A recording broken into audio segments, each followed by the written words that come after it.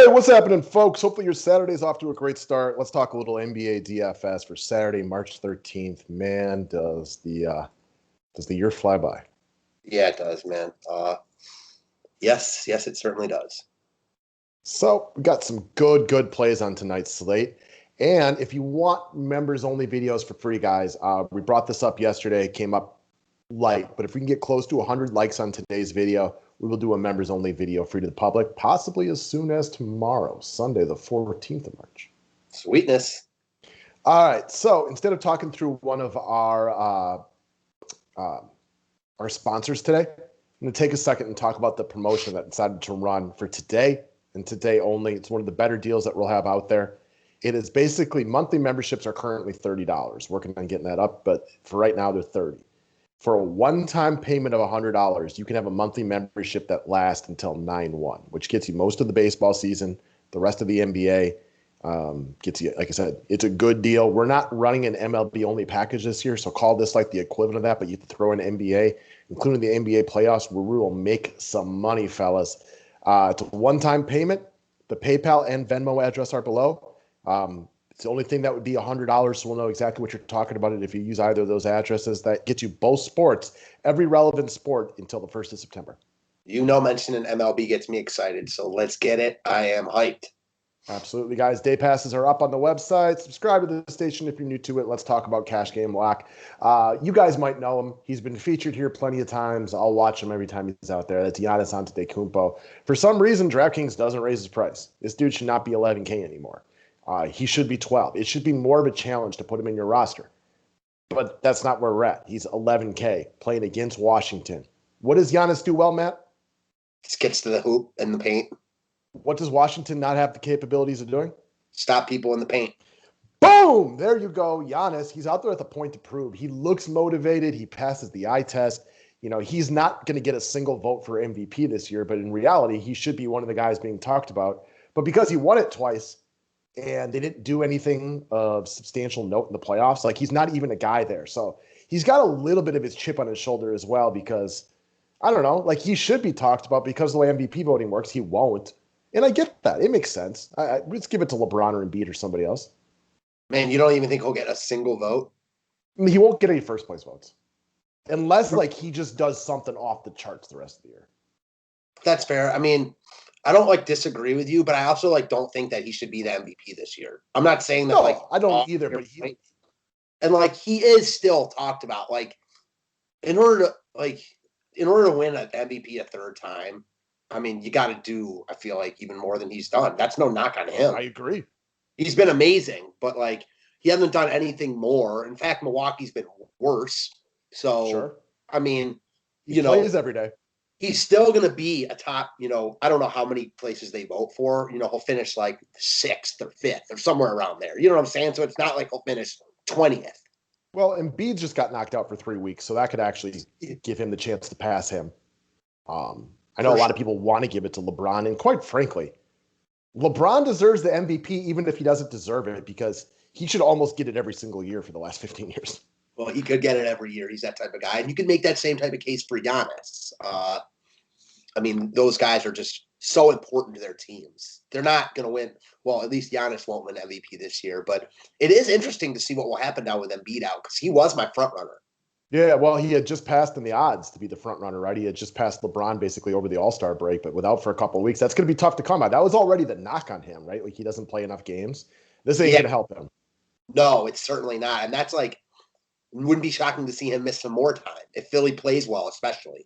Definitely. All right, next up, let's move over to the GPP plays. You got ARON Baynes.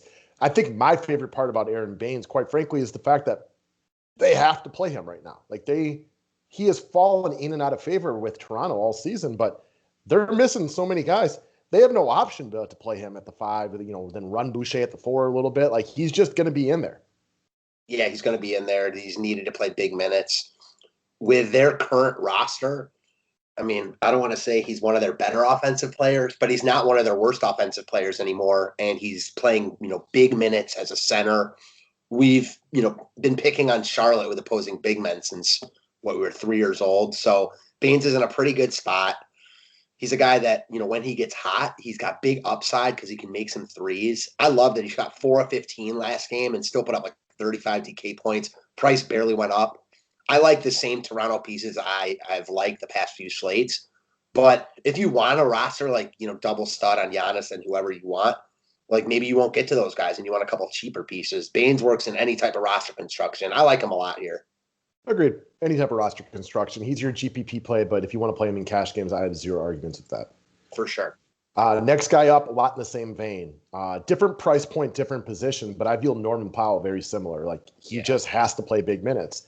And I know we talked a few conversations about Powell in the beginning of the year, and I know like now he's almost turned into more of your guy. We talk about that all the time. Like I was the Norman Powell guy, and now you're the Norman Powell guy, and it kind of goes back and forth. He's a good player. Yeah.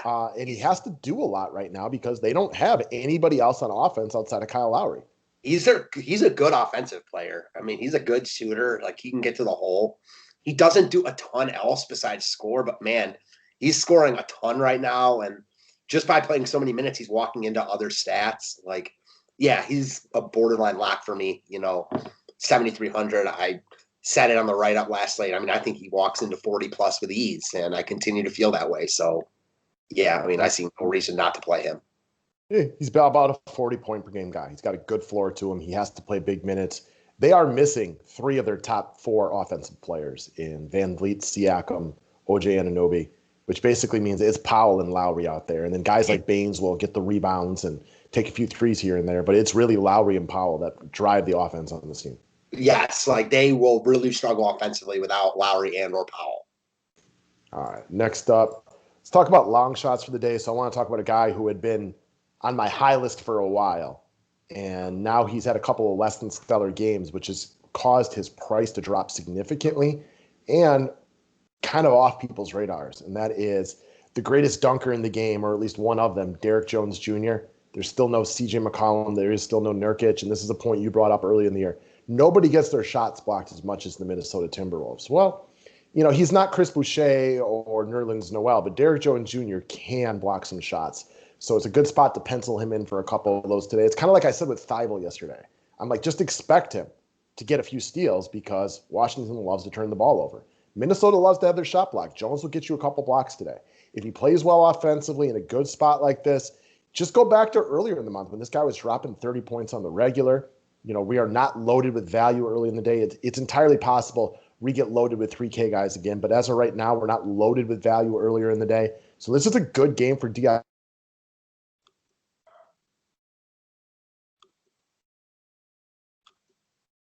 You might be muted. Yeah, no, we cut out for a second, but I was 100% with you. I mentioned on the members only video, it's hard to get that many pieces on Portland aside from Dame because they're just not very good. But we talked over Covington a bit, and I like the Jones call. I love the price drop. This is a great spot for him. I mean, I know we used him. I used him earlier in the year in a similar spot. I can't even remember who it was against. He was still really cheap, and he balled. He like 10x'd. I don't think he's going to put up 40 here, but 30 wouldn't surprise me at all. Yeah, just look at his game log from early in February as opposed to the last couple games. And he's not a great offensive player, but this is also Minnesota. And this is a guy who could get you 8 boards and 3 blocks today. And then all he has to do is make like 2 threes and a putback, and he's good.